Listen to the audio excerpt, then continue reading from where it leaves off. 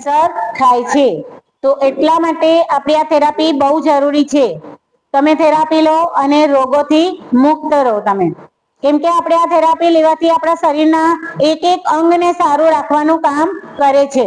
આટલી ઉંમરમાં અત્યારે તો બધાની ઉંમર અત્યારે અહીંયા વધારે જ છે, અને તમે વિચારો કે આપણું બચપન નીકળી જાય, જવાની નીકળી જાય, અને સૌથી વધારે જે તકલીફ છે કોને પડે છે?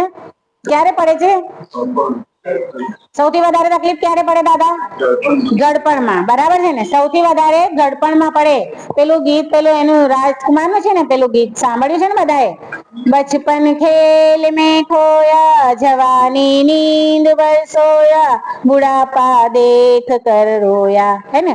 बुढ़ापा देख के क्या करना पड़ता है? रोना पड़ता है ને? બુઢાપાની અંદર કોઈ સાથ આપતું નથી। હાથ પગ સારા છે, ચાલો છો, ફરો છો, તો માટલા સુધી જઈ શકો છો। માટલું ક્યારે આપણી પાસે આવતું નથી।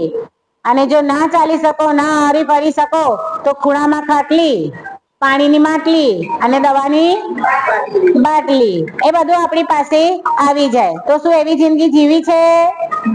એવી જિંદગી જીવી સારી લાગે? ના લાગે।